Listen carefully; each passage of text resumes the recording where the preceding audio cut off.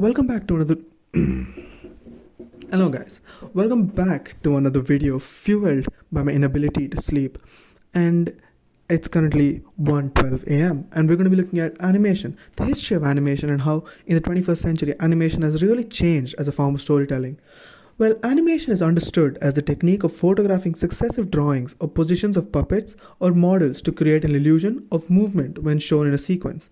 While ancient shadow play and cartoon strips closely resemble the now popular form of storytelling, the earliest animations on film was made in the late 1880s when Charles-Émile Reynaud, nailed that pronunciation by the way, developed his projection praxinoscope into the theatre optique with transparent hand-painted colorful pictures in a long strip bound between two spools.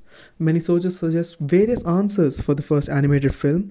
Émile Reynaud Pauvre Pharaoh is often credited as the first animated film because Reynaud's picture roll was hand-painted with 500 individual images. However, film historians argue that Émile Cole's Phantasmagorie in the 1908 is the first instance of a film produced with traditional animation techniques. The 1920s brought about the rise of everyone's favorite house of production, Disney. Walt Disney, Fred Harmon, and Ub Iwerks. You can clearly tell who didn't love their child. While Disney didn't find massive success in his early years, he persevered until he created Mickey Mouse. In fact, Mickey's first outing in Plain Crazy didn't even pass test screenings and was halted, and in its place published the now infamous Steamboat Willie, which was a huge success and launched Mickey into his trajectory of becoming the most popular cartoon character in history. In the 1930s, to create a sense of depth, several new techniques were developed. The most common was to have characters move between several backgrounds and foreground layers that could be moved independently. The Fleishers developed a very different stereopticon process in 1933 for their color classics. It was used in the first episode of Betty Boop in Poor Cinderella. In the same time, more characters were added to the Mickey Mouse universe. Minnie Mouse, Pluto, Goofy, and the now legendary Donald Duck. He's a surprise tool that will help us later. After 8 more animated products, Disney released the first feature film ever, Snow White and the Seven Dwarfs, in 1937. Remember how I said Donald Duck would help us later? Well, he did, the very next decade in fact. How, you may ask? War propaganda. Yes, Donald Duck won an Academy Award for Disney by making war propaganda. Disney dipped their toes, they dived into the opportunity to make propaganda films for the war effort. Want to see Mickey Mouse promote long-range bombing? You got it, in Victory Through Air Power. On a completely unrelated side note, movie critic Richard Schreikel says that Disney pushed the film out in a hurry, even setting aside his distrust of limited animation under the impulse of urgency, proving to us that this is no new issue plaguing Disney. I'm looking straight at you, Kevin Feige, and your Marvel CGI. Fix yourselves. Fix it. And apart from Bugs Bunny promoting war bonds, Japan released its first feature anime called Momotaro, Sacred Sailors, after order by the Ministry of the Navy of Japan. Disney also released Pinocchio and the ambitious Fantasia, which was apparently the inspiration for the aforementioned Momotaro. The 1950s brought about a huge shift that affects the animation industry even today. Until then, most theatrical cartoons had been produced for non-specified audiences. While the wacky animals and loud colors appealed to children, there were many violent scenes that were more adult-oriented, as if the war propaganda didn't give that away. But during this decade, the shift towards making show for children was obvious. This was mainly due to American show scheduling constraints. Multi-episodic animated content began being produced by many competing production studios, along with the theatrical feature film offerings. This era fortified the idea that animation was for kids and a form of storytelling mainly for children. In the 1960s, alternate media prospered in the form of anime. While the anime doesn't resemble the large-scale beautiful productions we have today, anime in the 60s was produced with more emphasis on aesthetic quality rather than the quality of movements, quite unlike their Western counterpart. Anime created an atmosphere unlike any American animation production had, using camera tricks like panning and zooming and providing attention to backgrounds. The 1970s saw the emergence of adult-oriented feature animations. Bouncing off the success of Charlie Brown and Snoopy, Ralph Bakshi thought that traditional animation was too childish and wanted alpha men to be alpha. And no, Ralph was blessed with a head full of hair. I know what you're thinking. Please. Bakshi made this, which is protested for its perceived racism. I wonder why. But he found major success with Wizards and his animated The Lord of the Rings movie. See, guys? People can be redeemed. They can say stuff like, and come back from it. Suggestion, don't watch the Lord of the Rings movie. Just don't. And well, in other news, Europe found out that a country other than them had something to offer. So in true European fashion, they opened up their own anime studios and made anime for children, as the Japanese anime were perceived to be too violent. Coming from the oppressors themselves. The next decade saw America and Europe struggle to innovate animation and TV, as TV animation had become too formulaic. Take a popular character and get Asians to animate them. For example, Hasbro's Transformers series, G.I. Joe, and My Little Pony got their own shows. Across the pond, a Goliath was brewing, waiting to take over the Western world. Anime, coupled with manga, was becoming huge in Japan. While many periodic release manga can be credited for this boom, Dragon Ball, there's one name that you must mention while talking about Japanese anime. Studio Ghibli and its co-founder, Hayao Miyazaki. This man dropped some bangers, like Castle in the Sky, My Neighbor Totoro, and Kiki's Delivery Service. Also, small shout out to Lolita Anime. Don't ask me why, just Google it yourselves. I welcome you all to the second golden age of animation.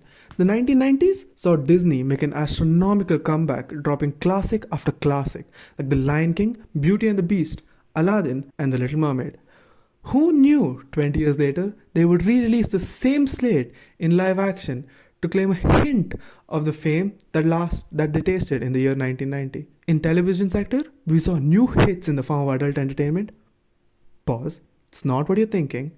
The Ren and Stimpy Show, Rugrats, SpongeBob SquarePants, The Simpsons, Family Guy, and South Park are some notable shows that began in this era. However, the kids' content didn't stop. Warner Bros. Burst onto the scene with Cartoon Network, a 24-hour channel dedicated solely for cartoons, with shows like Dexter's Laboratory, Johnny Bravo, Cow and Chicken, Powerpuff Girls, and Ed, Edd n Eddy. And we're not done yet. 1995 had the biggest breakthrough of the era, with Pixar releasing the first computer animated film, Toy Story. They found massive success and led the overshadowing of traditional animation techniques. The 2000s, the 2010s saw more and more computer animations being released. There were a few traditional animations like The Emperor's New Groove and Lilo and Stitch. Winnie the Pooh was Disney's last traditional feature till date. In 2013, certified hood classic Frozen was released to rave reviews and worldwide success, and became Disney's biggest hit, surpassing some loved classics like Lion King and Toy Story as the highest grossing animated film of all time at that time, and won the studio's first Academy Award for a Best Animated Feature. At the same time, while America shied away from traditional hand-drawn animation, outside America it only grew in popularity. Notably in Japan, where anime only continued to grow, with Netflix, Amazon Prime, and even Cartoon Network making way for anime on their platforms, Miyazaki said, "Screw these Americans," and continued with the hand-drawn animations and released Spirited Away, Howl's Moving Castle, Ponyo, amongst others. In current date, Studio Ghibli has gone back on these words, releasing their first computer animation, but another big hitter by the name of Makoto Shinkai directed 2016's highest grossing anime film, Your Name, and subsequently followed it with another banger in Weathering With You in 2019. While American animations were becoming very similar with an emphasis on semi-realistic portrayals, even in animated features, lovingly dubbed the Disney Pixar effect, in 2018 a huge blow landed on the system. A movie by Sony about Spiderman. Imagine that, Sony releasing a movie about Spiderman challenged the perceived idea of animation. The last time Sony challenged anything with a Spider-Man movie was my sanity. Spider-Man Into the Spider-Verse challenged everything we believed we knew about animation, more specifically, computer animation. The directors and the animators of this movie successfully lifted pages of comic books and delicately placed them onto our screens and made them move. What they achieved in the simple 1 hour to 2 hours that the movie ran was groundbreaking towards making new animations because of the multiple layers and the different design techniques that have been used in each screen. Edward Vega on the Vox YouTube channel talks about how this movie forced animation studios to rethink and change its methods of animation. It changed the animation landscape drastically, and we can see this in the releases that came after, including the same directors, The Mitchells vs. the Machines, and the latest Puss in Boots: The Last Wish. These two movies take animation in a completely different direction, using various styles like oil paintings, watercolor paintings, even the traditional comic style that Spider-Man to the Spider-Verse uses. While the Pixar effect hasn't died out completely, there's clearly a new wind in the animation industry to create in more creative ways. Another thing that the Spider-Verse movie accomplished that many failed to see is that it broadened the aspects of animation. It showed us that animation need not just be a children's storytelling tool, and it told us that if you want to make animations for adults to enjoy, you don't have to use edgy characters and sexual and edgy jokes.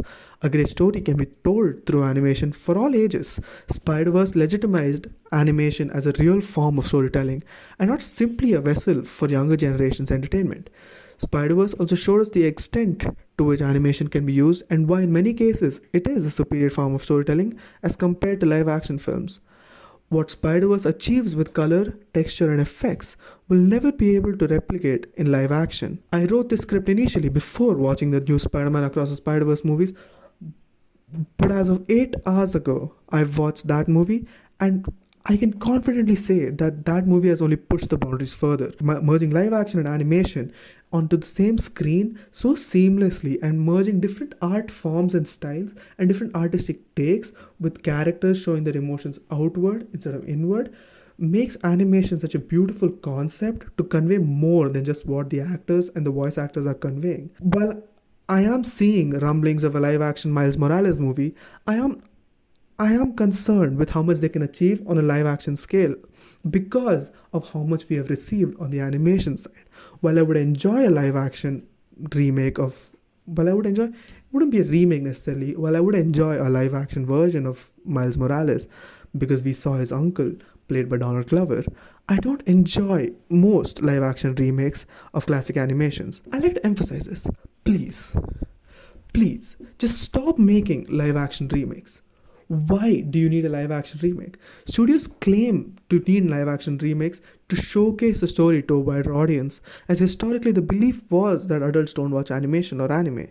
But by taking these animated masterpieces and limiting them to the extent of human nature and real life physics and designs, we limit the one thing that makes animation so great: its ability to be limitless and unbound by the constraints of real life. Nobody watches The Lion King and thinks, I think this would be better with a real lion. Nobody watches Little Mermaid and says, I want her to be real. While a child's imagination may extend to the fact that these characters should be real and amongst us, it doesn't necessarily mean that these stories need an unbound, realistic version to convey this message. Because cosplaying and people dressing up as these characters have been existing for many, many years. You would think after so many failed attempts though, they would give up. But no, production houses continue to persevere. A new live action Peter Pan is coming in the works, and there's plenty of live action anime that's bound to come out. Like honestly, how did someone watch the live action Avatar movie? Scratch that, live action Death Note movie. Bro, forget that, the live action Dragon Ball movie, and think, you know what we actually need? A live action One Piece movie. Like, bro, are you dumb or are you stupid? You couldn't make Dragon Ball. What makes you think you can make a rubber man who stretches everywhere? Maybe let's take an example that exceeds expectations, and maybe this is good. We have seen good anime or manga come onto the live action screen in the form of Top Boy, and many comic book movies have been successful on the live action screen. But that isn't not the norm. Most live action remakes of animation and anime movies have been subpar, and this is solely because of the fact that it's not able to achieve as much on the animated screen as it can, no, on the live action screen as it can on the animated screen. And because of this, I am a firm believer that if you aren't adding anything to the storytelling aspect or improving audience experience, you shouldn't make a live action remake. Before closing out this video, I'd like to suggest a few animated movies that I really like, so that maybe you can experience the world of animation and appreciate it as much as I do. Well, it's a journey for you as well as me. So here are some quick suggestions I'm just going to rattle off. Cars 1, definitely merges simple artistic design with great character moments, with great dialogue, must I say, and an overall enchanting and cute storyline. Spider-Man Into the Spider-Verse and the follow-up Across the Spider-Verse, two brilliant movies. While I have no complaints with the first one, I do strongly believe the second one had a small drawback as compared to the first one in the way it ended. It ended very abruptly, and it was a shocking, jarring ending, if I say so myself, and it leaves you craving for more, which I think is a good thing in the movie industry because you're eagerly waiting for the next release. But the next release here is almost a year away, so they're really making us wait. Another movie that I'd like to suggest, anything by Miyazaki or Studio Ghibli, absolute brilliant storytelling. The visuals are always on point. Your Name, it's a very enduring story about two people with beautiful, some of the best cinematic moments that I have seen on a movie screen. Another movie that I'd love to suggest is Batman Mask of the Phantasm. While it doesn't wow in aspects of animation quality, what they've done with the limited technology they had at that time and the way they've conveyed a story there is absolutely beautiful. Some shows that I really like to recommend, in the anime sphere, do check out Full Metal Alchemist Brotherhood. It's an amazing 60 episode long, concise, to the point, hits on every level anime, no nonsense, to really expand on the effect of artistic styles. If you're old enough, do check out Devilman Crybaby.